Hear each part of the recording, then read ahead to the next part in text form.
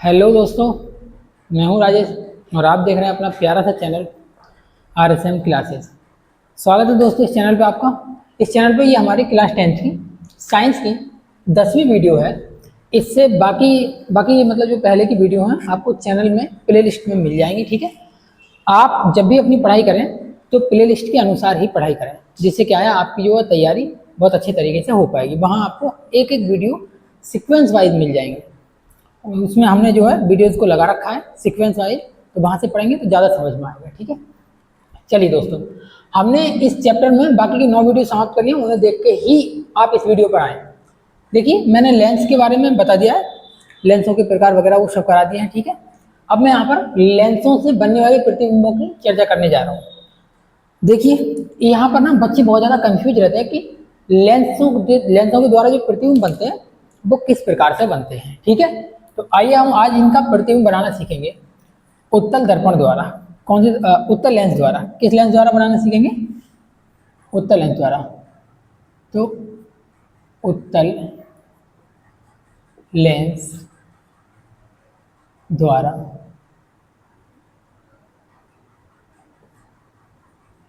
प्रतिबिंब का बनना। ठीक है दोस्तों, मैं यहाँ से पहले तो आपको बता दूं कि स्थितियाँ कितनी होती हैं। वस्तु के जो रखने की स्थितियाँ होती हैं उत्तल दर्पण में, वो 6 स्थितियाँ होती हैं। ठीक है, और वस्तु को हमेशा, वस्तु जो है वो हमेशा लेफ्ट हैंड साइड में, जैसे मान लीजिए इसका जो प्रकाशिक केंद्र है वहाँ पर आप खड़े हैं और इधर से करेंगे तो ये वाला हाथ जो है लेफ्ट हैंड साइड हो गया और ये क्या हो गया? Right hand side. ठीक है, तो इस प्रकार से जो लेफ्ट हैंड साइड पर जो होंगी वो सब वस्तु की स्थितियाँ होंगी। ठीक है, और वस्तु को हमेशा लेफ्ट हैंड साइड पे ही दिखाया जाएगा। वस्तु को हमेशा लेफ्ट हैंड साइड पे ही दिखाते हैं। तो यहाँ समझेंगे, जैसे मान लीजिए पहली स्थिति ये है, यहाँ मुख्य अक्ष है, ये क्या है? मुख्य अक्ष। अभी मुख्य अक्ष से भी दूर है, इसका मतलब इस वस्तु को हम क्या मान लेंगे? अनंत है। तो जब वस्तु अनंत पर है, यहाँ कंडीशन क्या बनेगी? जब वस्तु अनंत पर है। ऐसे ही जब वस्तु वक्रता मतलब 2f से परे है, 2f1 से परे है। जब वस्तु 2f1 पर रखी है, ये तीसरी स्थिति है। जब वस्तु 2f1 तथा f1 के मध्य कहीं पर स्थित है, ये चौथी स्थिति है। ठीक है, और जब वस्तु f1 पर स्थित है तो ये 5वीं स्थिति हो जाएगी। और जब वस्तु f1 तथा प्रकाशिक केंद्र के मध्य स्थित है, ये हो जाएगी 6ठी स्थिति। और इन 6 स्थितियों के लिए मैंने ये प्रतिबिंब बना रखे हैं। प्रतिबिंब कहाँ प्राप्त होगा? जब वस्तु अनंत पर स्थित है तो पहली स्थिति के लिए पहला प्रतिबिंब रेड कलर से कर रखा है। ठीक है, प्रतिबिंब को सभी को मैंने रेड कलर से कर रखा है। तो जब वस्तु पहली स्थिति है तो पहला प्रतिबिंब बनेगा। जब वस्तु अनंत पर है तो प्रतिबिंब कहाँ बनेगा भाई? F2 पर बनेगा। जब वस्तु अनंत पर है तो प्रतिबिंब कहाँ बनेगा? F2 पर। ठीक है, और देखिए, जब वस्तु F तथा अनंत के कहीं बीच में कहीं पे भी रखी हुई है, 2f1 तथा अनंत के बीच में कहीं पे भी रखी हुई है, तो उसके लिए प्रतिबिंब बनेगा F2 तथा 2f2 के मध्य पे। प्रतिबिंब कहाँ बनेगा? F2 तथा 2f2 के मध्य पर। ठीक है, आप बना लेंगे प्रतिबिंब। देखिए, एक किरण जो आपको मैं बना के दिखाऊंगा, पहले आप ये समझ लीजिए, फिर उसके बाद में देखिए, जब वस्तु 2f1 पर है तो क्या हो जाएगा? देखिए जरा जब 2f1 पर है तो 2f1 वाली जो वस्तु का प्रतिबिंब वो कहाँ पे बनेगा? 2f1 पर ही बनेगा। ये 2f1 को आप अगर दर्पण के हिसाब से चलें तो ये वक्रता केंद्र मान सकते हैं। आप इसका मान सकते हैं वक्रता केंद्र। और वक्रता केंद्र पे मैंने बताया था, जब भी प्रतिबिंब वस्तु रखी होती है तो वक्रता केंद्र पर जो बनने वाला प्रतिबिंब होता है वो बराबर होता है वस्तु के। ठीक है, ये वाला वस्तु से छोटा होगा, ये वाला भी वस्तु से छोटा होगा, लेकिन ये वाला जो प्रतिबिंब है वो बराबर होगा। और जब वस्तु कहाँ है? F1 पर, तब देखिए 5वीं स्थिति F1 पर स्थित है, तब कहाँ पे होगा? चलिए इसके लिए बता दिया, चौथी स्थिति के लिए और बता दें। जब इनके बीच में है तो प्रतिबिंब कहाँ पे बनेगा? ये देखिए, चौथी स्थिति के लिए प्रतिबिंब यहाँ पर है। यहाँ बोल सकते हैं 2f1 से परे बनेगा। क्या बनेगा? 2f2 से परे, 2f2 से परे। और जब वस्तु F1 पर रखी हुई है तो इस कंडीशन में जो वस्तु का प्रतिबिंब है वो बनेगा अनंत पर। कहाँ पे बनेगा भाई? अनंत पर। वस्तु का प्रतिबिंब कहाँ पे बनेगा? अनंत पर। और अनंत पर जो प्रतिबिंब बनेगा वो बहुत बड़ा बनेगा। अनंत पर जो प्रतिबिंब बनेगा वो कैसा बनेगा? बहुत बड़ा। यहाँ पर बराबर होता है, इससे पहले ये छोटा प्रतिबिंब, इससे ये छोटा प्रतिबिंब, यहाँ से देखो ये बड़ा प्रतिबिंब, ये इससे भी ज़्यादा बड़ा प्रतिबिंब। अब जो प्रतिबिंब बनेगा 6ठी स्थिति के लिए, जहाँ वस्तु जो है F1 और O के मध्य स्थित है, ऐसी कंडीशन में जो प्रतिबिंब बनेगा वो बनेगा आपका दर्पण से इधर की ओर और ये बनेगा 2F1 तथा F1 के कहीं मध्य कहीं पर भी मान लो, चाहे यहाँ इनके मध्य कहीं पर भी, ठीक है। तो इस प्रतिबिंब को मैंने डॉट डॉट करके दिखाया है। इस प्रतिबिंब को डॉट डॉट दिखाने का एक ही कारण है, ये छठी स्थिति का प्रतिबिंब, मैं यहाँ लिख दे रहा हूँ छठी स्थिति का प्रतिबिंब, ठीक है, लो रेड कलर से ही लिख दे रहा हूँ, छठी स्थिति का प्रतिबिंब है, यानी कि जब वस्तु कहाँ है, प्रकाश के केंद्र तथा F1 के मध्य स्थित है। तो ऐसी कंडीशन में होगा क्या, ऐसी कंडीशन में होगा वस्तु आभासी, वो जो प्रतिबिंब होगा वो कैसा होगा, आभासी। और आभासी के लिए मैंने बता दिया अभी, आभासी जब भी प्रतिबिंब बने आपको दिखाई दे आभासी, तो आभासी के सामने डायरेक्ट लिखेंगे सीधा प्रतिबिंब, क्या लिखेंगे, सीधा, आभासी सीधा, ठीक है।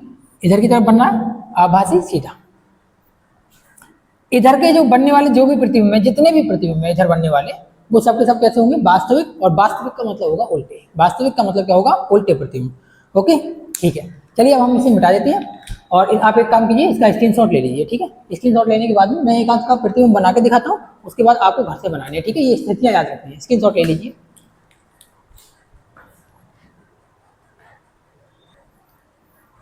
ठीक है दोस्तों, अब मैं आपको कुछ जानकारी दे दूँ, उसके बाद प्रतिबिंब बनवाना सिखाऊंगा, ठीक है।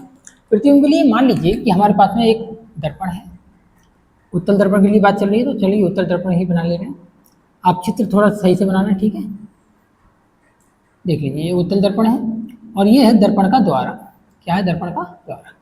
ये मुख्य अक्ष है, यहाँ पर ये जो है इसका सेंटर है, मतलब O या C आप जो भी बोलना चाहें। और यहाँ मैं बना दे रहा हूँ बच्चों, ये है F1 और ये जो है वो है F2, ठीक है। और ये है F2 नहीं, ये 2F1 और ये है F2 और ये है 2F2, ओके। अच्छा ये पता कैसे पड़ता है, तो आप हमेशा याद रखिए जो राइट हैंड साइड का जो फलक है या पृष्ठ है, उसको हम बोलते हैं पृष्ठ नंबर 1, ठीक है। तो 1 जिधर की ओर देख रहा है उधर उसके फोकस बिंदु बनेंगे, जिधर को देख रहा है। मान लीजिए इसका झुकाव इधर की तरफ है तो इधर बनेंगे, और ये वाली जो सतह होगी वो कौन सी सतह होगी, सतह नंबर 2, ठीक है। ये क्या होगी भाई, सतह है 1 और सतह है 2, ये हो जाएगी सतह नंबर 2।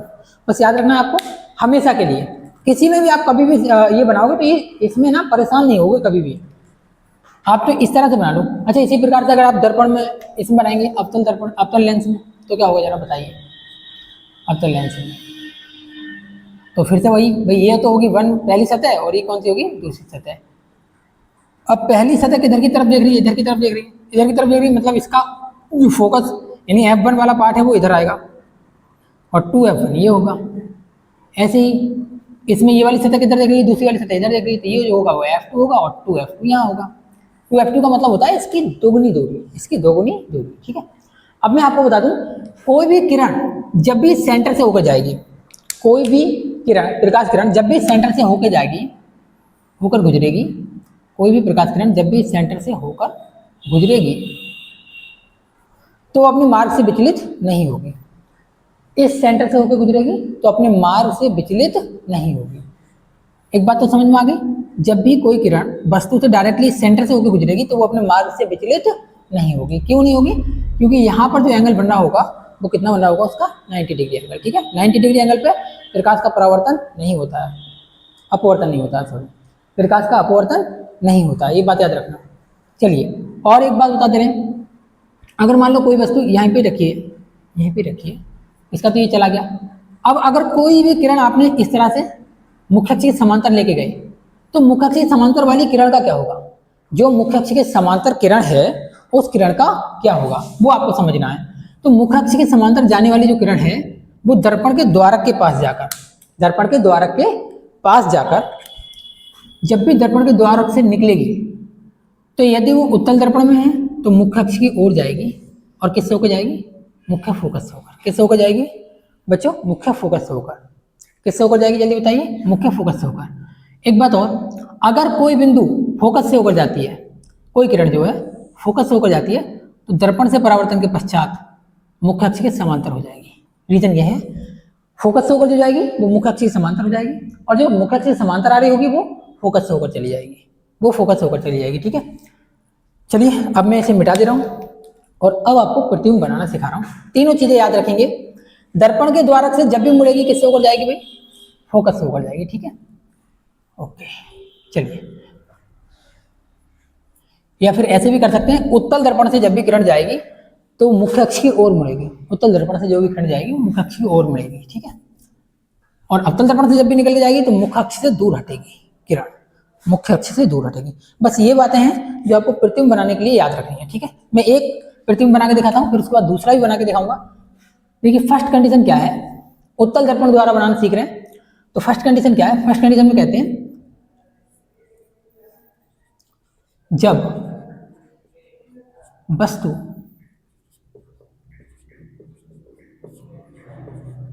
अनंत पर हो, क्या कह रहे हैं हम, जब वस्तु कहां पे हो, अनंत पर हो, तब हमें बताना है उसका प्रतिबिंब कहां बनेगा और किस जगह पे बनेगा, ठीक है।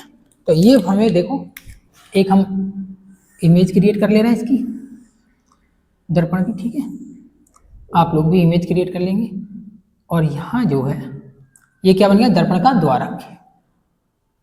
यहाँ इसके बीच वाले सेंटर से होकर एक रेखा जाती है जिसे हम कहते हैं मुख्य अक्ष,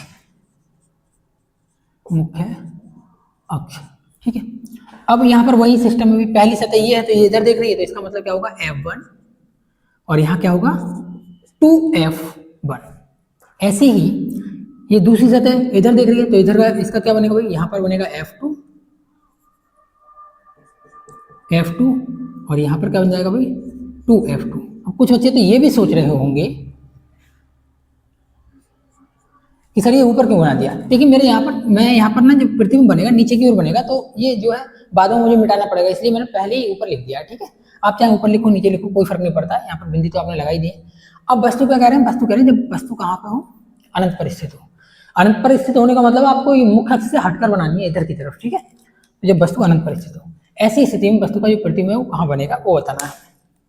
चलिए हमें तो पहले से ही पता है, कल अभी मैंने जो है थोड़ी देर पहले आपको बताया था स्थितियां, ये स्थिति नंबर 1 है।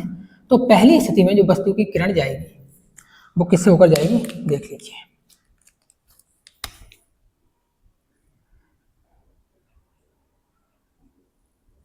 एक किरण तो जो है इस सेंटर से होकर जाएगी, जिसे हम C मान ले रहे हैं, तो इस सेंटर से होकर जाएगी। सही तरीके से आप जो पटरी और प्रकार की सहायता से खींचे, हाँ तो बहुत सीधी रही है, ठीक है। और एक किरण आप और खींच दीजिए मुख्य अक्ष के समांतर, और समांतर जो किरण जाती है वो दर्पण के द्वारक से अपवर्तित हो जाती है। दर्पण के द्वारक से क्या हो जाती है, अपवर्तित हो जाती है। लेकिन हम क्या करेंगे, हम उससे द्वारक से अपवर्तित नहीं करेंगे, हम क्या कर रहे हैं, अभी तो हमारे पास में F1 है तो F1 से भी गुजार सकते हैं किरण। अब मैंने अभी बताया था जो किरण मुख्य फोकस से होकर जाएगी वो दर्पण के द्वारक से टकराने के बाद में, जो किरण मुख्य फोकस से होकर जाएगी दर्पण के द्वारक से टकराने के बाद में मुख्य अक्ष की ओर मुड़ेगी, मुख्य अक्ष के समांतर हो जाएगी। क्या हो जाएगी, मुख्य अक्ष के समांतर। तो अभी देखिए, ठीक है। तो ऐसी स्थिति में जो वस्तु का प्रतिबिंब है वो कहाँ पे बन रहा है, F2 पर। कहाँ पे बन रहा है, F2 पर। तो हम लिख सकते हैं प्रतिबिंब के लिए, प्रतिबिंब के लिए कुछ स्थितियां जो है हमें लिखनी पड़ेंगी। इधर बन रहा है पूरी तरह से दिखाई दे रहा है, इसका मतलब वास्तविक प्रतिबिंब बन रहा है। तो सबसे पहले A नंबर कंडीशन में प्रतिबिंब कैसा होगा, वास्तविक। और यदि प्रतिबिंब वास्तविक है तो मैं काफी बार आप लोगों को बता चुका हूं, यदि प्रतिबिंब वास्तविक है तो वो कैसा होगा, उल्टा होगा। कैसा होगा, उल्टा। तो वास्तविक है तो आप एक काम करेंगे, उल्टा लिख देंगे, ठीक है। B नंबर में आप लिखेंगे प्रतिबिंब कहाँ पे बन रहा है, F2 पर, तो वो बता देंगे F2 पर प्राप्त होगा, F2 पर प्राप्त होगा, ठीक है। वास्तविक होगा, उल्टा होगा, F2 पर प्राप्त होगा। अब ये बताइए वस्तु इतनी बड़ी है और प्रतिबिंब इतना छोटा सा बन रहा है, इतू सा प्रतिबिंब बन रहा है। वस्तु इतनी बड़ी है और प्रतिबिंब कितना सा बन रहा है। तो अब आप ये बताइए प्रतिबिंब छोटा हुआ है बड़ा, सभी को दिखाई दे रहा है वस्तु बड़ी है और प्रतिबिंब कैसा हुआ, छोटा। तो हम लिख देंगे C नंबर में वस्तु से छोटा प्राप्त होगा, वस्तु से छोटा प्राप्त होगा, ठीक है। ये 3-4 कंडीशन आपको हर एक किसी में लिखनी है। पहला वास्तविक है या आभासी है ये बताना होगा, दूसरा सीधा है या उल्टा है ये बताना होगा, तीसरा भाई F2 पर प्राप्त हो रहा है या F2 पर प्राप्त हो रहा है या कहाँ प्राप्त हो रहा है, ये सारी चीजें आपको बतानी होंगी, ठीक है। मैंने एक बता दिया है, अभी देखिए आपको दूसरा और बना के दिखाता हूँ, ठीक है। उसके बाद आपको स्वयं बना के लानी है बाकी की स्थितियां। देखिए पहली कंडीशन में बता चुका हूँ, दूसरी कंडीशन और बताऊंगा आपको, ठीक है। अभी मिटा दे रहा हूँ, आप एक स्क्रीनशॉट ले लीजिए इसका।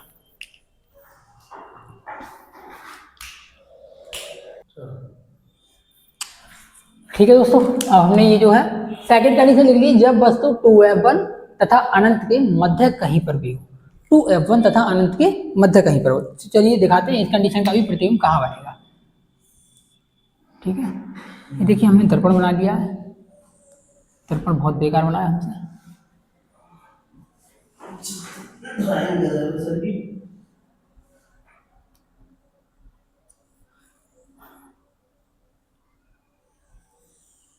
चलिए दोबारा बना ले रहे हैं, आप चाहें तो इसे पूरा खींच लीजिए इस तरह से। मैं दोबारा बना ले रहा हूँ और ये जो है सेंटर पॉइंट सी है। अब मैं यहाँ से एक मुख्य खींच दिया मैंने, इधर मुख्य खींच दिया, ठीक है। बता दिया आपको भाई पहली सतह के सामने वाले ये हैं, तो F1 और ये हो जाएगा इससे दुगनी दूरी पर 2F2। ऐसे ही यहाँ पर 2F2 नहीं 2F1, यहाँ पर F2 और ये जो दुगनी दूरी पर वो हो जाएगा 2F2। ओके चलिए, जब वस्तु कहाँ पे हो 2F1 तथा अनंत के बीच में। वैसे ऐसे कभी कभी ऐसे भी पूछा जाता है कि जब वस्तु 2F1 से परे स्थित हो, 2F1 से परे स्थित हो, परे मतलब उससे दूर हो कहीं पर भी हो। तो मान लेना वस्तु यहाँ पर स्थित है, ठीक है। हमें तो प्रतिबिंब बनाने के लिए केवल 2 ही किरणें चाहिए। जो काम 2 किरणें कर रही होंगी वही कार्य सारी की सारी किरणें कर रही होंगी, प्रतिबिंब वहीं बनेगा, ठीक है। तो हम क्या कर रहे हैं, पहली किरण ले जा रहे हैं मुख्य अक्ष के समांतर, और जो किरण मुख्य अक्ष के समांतर जाती है आप लोग बहुत भली भांति जानते हैं, जो किरण मुख्य अक्ष के समांतर जाती है वो टकराने के बाद फोकस से होकर जाती है। अब देखिए फोकस बन तो इधर रहा, इधर तो आएगी नहीं, टकराकर वापस तो लौटेगी नहीं, आपको पता है ना टकराकर वापस नहीं लौटेगी, क्योंकि यहाँ टकरा नहीं रही है, किससे होकर जा रही है, दर्पण के द्वारक से होकर जा रही है। द्वारक से होकर जाने का मतलब है दर्पण कैसा प्रतिबिंब है, वो कैसा माध्यम है, पारदर्शी माध्यम है, ठीक है। तो इससे पार निकल जाएगी और पार निकलकर ये अपने मार्ग से विचलित होगी और किससे होकर जाएगी, F2 से होकर जाएगी। किससे होकर जाएगी, F2 से। और एक किरण जो है वो आपकी ये F2 से होकर जाएगी, एक किरण जो है वो आप इससे गुजार दीजिए, एक किरण जो इससे होकर जाएगी वो तो आपको पता ही है। मैं F2 को यहाँ ऊपर लिख दे रहा हूँ, F2 आप भी ऐसे ही लिखना। तो जहां किरणें मिलेंगी वहां क्या बनेगा, वस्तु का प्रतिबिंब, ठीक है। तो मैं अलग कलर के पेन से शो कर दे रहा हूँ, ठीक है। इसे भी मैं ऊपर लिख दे रहा हूँ 2F1, ठीक है।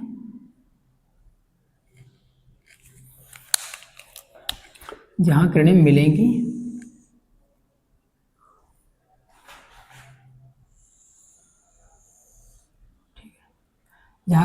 वहां क्या बनेगा, वस्तु का प्रतिबिंब। प्रतिबिंब को अलग कलर के पेन से दिखा दे रहा हूं, ठीक है। तो सारे के सारे बच्चे ये बनाकर लेके आएंगे घर से, आपको होमवर्क है, ठीक है। ये प्रतिबिंब बनेगा और जहां प्रतिबिंब बना वहां मैं आई लिख दे रहा हूँ, या आप यहाँ से यहाँ तक की जो दूरी होगी वो बी होगी, वैसे तो मैं यहाँ आई लिख दे रहा हूँ। ये प्रतिबिंब इमेज है, इमेज क्रिएट हो रही है। तो आप बताइए, अभी भी देखिए वस्तु क्या है, ये इतना बड़ा और ये इतना बड़ा, तो वस्तु क्या है अभी भी बड़ी है और ये क्या है छोटा है। तो हम लिखेंगे इस स्थिति में वस्तु का प्रतिबिंब। तो प्रतिबिंब के लिए फिर वही प्रतिबिंब के लिए, चलिए आप बताइए कमेंट में प्रतिबिंब के लिए क्या चाहेगा, वीडियो को रोककर या फिर कमेंट कीजिए, ठीक है। प्रतिबिंब के लिए क्या क्या कंडीशन बनेगी जरा बताएंगे। नंबर ए, कैसा होगा प्रतिबिंब, वास्तविक, भाई इधर की तरफ बनना कैसा होगा, वास्तविक। तो हम क्या लिखेंगे, वास्तविक। और वास्तविक के लिए खास बात बताई थी, वास्तविक है तो उल्टा बनेगा ही बनेगा। कहाँ पे बन रहा है, F2 तथा 2F2, यहाँ F1 कर दिया मैंने, 2F2 के मध्य। बी नंबर में क्या लिखेंगे, F2 तथा 2F2 के मध्य। मध्य मतलब बिल्कुल बीचा बीच में नहीं, इनके बीच में कहीं पर भी, इनके बीच में कहीं पर भी। मैंने यहाँ पे भी लिखा है आपको, यहाँ पर वो आप वहाँ जब भी आप किताब में देखेंगे तो आपको मिलेगा भाई जब वस्तु 2F1 तथा अनंत के मध्य हो या फिर बीच में हो, ठीक है। लेकिन बिल्कुल बीचा बीच नहीं होती है, क्योंकि अनंत और 2f1 के बीच में तो हम नाप ही नहीं सकते कितना है, अनंत तो बहुत हो गया ना। इसलिए मैं कह रहा हूँ 2f1 और अनंत के मध्य कहीं पर भी हो, ऐसे ही मैं कह रहा हूँ, यहाँ पे भी कह रहा हूँ इनके मध्य कहीं पर भी हो सकती है, ठीक है। तो f2 तथा 2f2 के मध्य, और फिर सी नंबर में क्या जाएगा, देखिए वास्तविक बोल दिया, हमने उल्टा बोल दिया f2 तथा 2f2 के मध्य, ये मतलब जगह भी बता दी किस जगह पर बन रही है, ठीक है। अब हम बताना क्या रह गया, उल्टा भी हमने बता दिया, भाई वस्तु सीधी है, पृथ्वी कैसा आ रहा है, उल्टा आ रहा है, बता दिया। वैसे तो मैंने बता दिया आपको, वास्तविक जब भी आएगा तो उल्टा आएगा। अब एक बार और बतानी है आपको, वो जो कि हमने लास्ट वाले में लिखी थी, वही बात बतानी है। f2 तथा 2f2 के मध्य बन गया वास्तविक उल्टा। हाँ, बताना है वस्तु से छोटा या बड़ा। चलिए, तो हम लिखेंगे भाई वस्तु से छोटा। ओके, क्या होगा, वस्तु से छोटा। तो ये तीनों जो कंडीशन है, ठीक है, आपको घर से बना के लेके आनी है। बाकी की जो कंडीशन बची हैं, 4 कंडीशन बची हैं, आपके लिए होमवर्क है, घर से बना कर लेके आनी है, ठीक है। और उनका फोटो खींच के कैसे भी हमें कमेंट में जरूर देना है। ओके, मैं यहाँ बिठा दे रहा हूँ, आप स्क्रीनशॉट ले लीजिए एक बार इसका।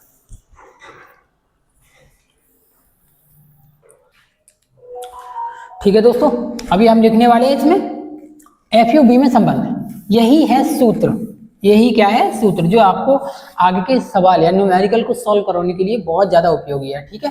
तो न्यूमेरिकल को सॉल्व करने के लिए आपको फॉर्मूला एक याद रखना है, जो लेंसों के लिए, दर्पण के लिए मैं करा चुका हूँ, यहाँ पर मैं आपको अंतर भी बता दूंगा दोनों में है क्या। देखिए 1/f इज इक्वल टू होता है 1/b माइनस 1/u।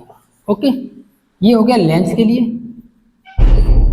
इसी तरह से 1/f is equal to 1/b minus नहीं प्लस 1/u, और ये जो होता है वो होता है दर्पण के लिए। इन दोनों में ये मेजर डिफरेंस होता है, यहाँ माइनस होता है और यहाँ पे क्या होता है, प्लस होता है। तो आपको ये जो है याद रखना, ठीक है। कभी कभी ये पूछ लिया जाता है, एग्जामिनर जो है कभी कभी इनको भी पूछ लेते हैं आपसे, ठीक है, प्रैक्टिकल जो होते हैं उसमें भी पूछ लेते हैं कि भाई बताइए लेंस और दर्पण के सूत्र होते हैं उसमें क्या होता है, ठीक है। ये लेंस का सूत्र हो गया और ये दर्पण का सूत्र हो गया, ठीक है, आपको याद रखना है। अच्छा, मैं यहाँ पर बता दे रहा हूँ एफ क्या है। एफ जो है फोकस दूरी है, फोकस दूरी, और यू जो है वस्तु की दूरी, और यहाँ पर है बी प्रतिबिंब की दूरी,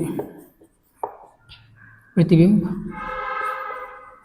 की दूरी। अच्छा, प्रतिबिंब की दूरी ये है कहाँ से, तो आप याद रखेंगे भाई लेंस में तो होगी ये प्रकाशिक केंद्र से दूरी, और दर्पण के अंदर होगी ध्रुव से दूरी, ठीक है। ये सारी दूरियां कहाँ से, दर्पण में नापी जाती है ध्रुव से, और लेंस में कहाँ से मापी जाती है, प्रकाशिक केंद्र से। ये बातें आपको याद रखनी है, ठीक है। अब हमको एक चीज और पढ़नी है इसके अंदर, और उसका नाम है क्षमता, लेंस की क्षमता। तो लेंस की क्षमता के लिए सूत्र लिखेंगे, ठीक है, और फिर आवर्धन भी लिखेंगे, और फिर हम न्यूमेरिकल करेंगे इसके, ठीक है दोस्तों। तो लेंस की क्षमता देखिए जरा, लेंस की क्षमता में क्या है,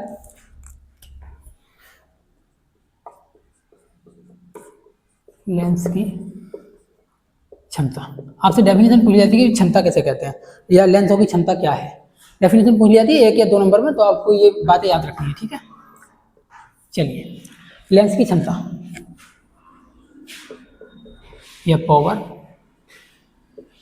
ऑफ लेंसेज, या लेंसों की क्षमता, लेंसेज। ओके, अब यहां पर सीखेंगे, डेफिनेशन लिख दे रहा हूं,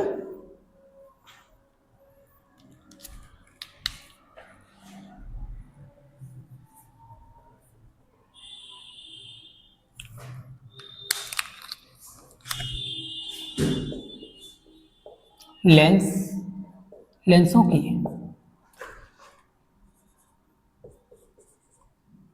फोकस दूरी के व्युत्क्रम को लेंस की क्षमता कहते हैं, याद रखेंगे। या फिर ऐसे लिखो, लेंस की फोकस दूरी के व्युत्क्रम को लेंस की क्षमता कहते हैं, अर्थात अर्थात अर्थात जरूर लिखेंगे, और अर्थात हो जाएगा लेंस की फोकस दूरी क्या है एफ, और एफ का क्या करना है हमें व्युत्क्रम मतलब बटे में रखना है एफ को, तो वो होगी किसके लेंस की क्षमता के बराबर। एफ में यहाँ लिख दे रहा हूँ, इसे पी से शो करते हैं, P से प्रदर्शित करते हैं। तो P बराबर अर्थात P इक्वल हो जाएगा 1/f, और ये किस में होनी चाहिए वैल्यू, मीटर में होनी चाहिए। किस में होनी चाहिए, मीटर में। ओके, वैल्यूज क्या में होनी चाहिए, मीटर में। यदि आपके पास सेंटीमीटर में कहानी दे रखी है तो यही फॉर्मूला, यदि सेंटीमीटर में तो आप लिखेंगे भाई ऊपर 100 और नीचे लिख देंगे f काय में सेंटीमीटर में। ठीक है, f काय में लिख देंगे सेंटीमीटर में। और इसका जो मात्रक होता है वो होता है डायोप्टर। मात्रक क्या होता है, डायोप्टर। इसे कैपिटल डी से शो करते हैं, डायोप्टर को किससे लगाते हैं भाई, कैपिटल डी से। ठीक है, तो ये सारी बातें वो हैं जो आपको याद रहनी चाहिए, जिसके बाद में हम क्या करेंगे भाई जो है न्यूमेरिकल करेंगे। ठीक है, अच्छा लेंस का रेखीय आवर्धन और देख लीजिए, रेखीय आवर्धन। तो जो मैंने आपको दर्पण के लिए कराया है रेखीय आवर्धन, वही लेंस के लिए रहेगा। बस फर्क क्या है, वहां पर बस केवल सूत्र बदल जाएगा, बाकी जो है उसकी डेफिनेशन वही रहेगी, सेम रहेगी। हम कह सकते हैं भाई प्रतिबिंब की लंबाई तथा वस्तु की लंबाई के अनुपात को रेखीय आवर्धन कहते हैं। एक बार मैं और लिखवा दे रहा हूं, देख लीजिए। प्रतिबिंब की लंबाई तथा वस्तु की लंबाई के अनुपात को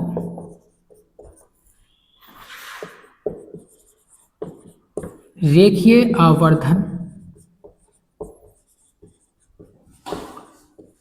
कहते हैं, रेखीय आवर्धन कहते हैं। ठीक है, आपको बस इतनी सी बात याद रखनी है। और इसे कैसे शो करते हैं, एम से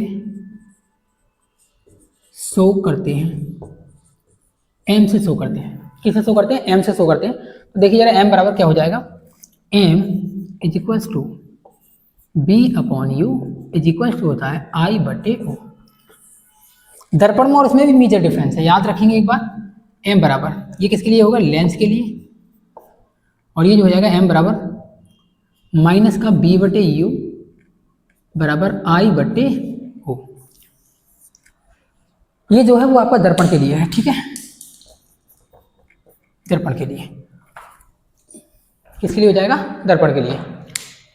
ठीक है, आपको ये जो फॉर्मूले वो याद करके आने, फिर हम इसके न्यूमेरिकल कराएंगे, और न्यूमेरिकल भी इस तरीके से कराएंगे कि आपसे कोई भी न्यूमेरिकल बच के न जाने पाएगा। ठीक है, ऐसा नहीं होगा कि आप मतलब जैसे पेपर में जा रहे हैं तो भूल जाते हैं और यहाँ पर कर रहे हैं तो कर पा रहे हैं, तो किताब से देखकर ही कर पा रहे हैं, ये सही नहीं है। ठीक है, आपको आने ही चाहिए अच्छे तरीके से। तो आपको ये चीज़ें सब सीख लेनी है भाई। लेंस के लिए प्लस में होता है और जबकि दर्पण के लिए क्या में होता है, ये सूत्र माइनस में होता है। ठीक है, आप एक काम कीजिए, इसका स्क्रीनशॉट ले लीजिए, फिर उसके बाद में मैं इसे मिटा दूंगा। ठीक है दोस्तों, अब ये आपके लिए होमवर्क में दिया, लेंसों के उपयोग ये आपको घर से याद कर लेने हैं। ठीक है, नॉर्मली आप लिख के लाएंगे और एक काम करेंगे, हमें भी लिख के दिखा देंगे, हमको भी आते नहीं है। ठीक है, बता दीजिएगा। ओके दोस्तों, तो आज के लिए इतना ही काफ़ी है, वीडियो भी बहुत ज़्यादा लंबी हो चुकी है और हम आपको आज यहीं पर इस वीडियो को समाप्त करते हैं। ठीक है दोस्तों, मस्त रहें, स्वस्थ रहें और पढ़ते रहें धीरे धीरे। ठीक है, मिलते हैं अगले लेक्चर में।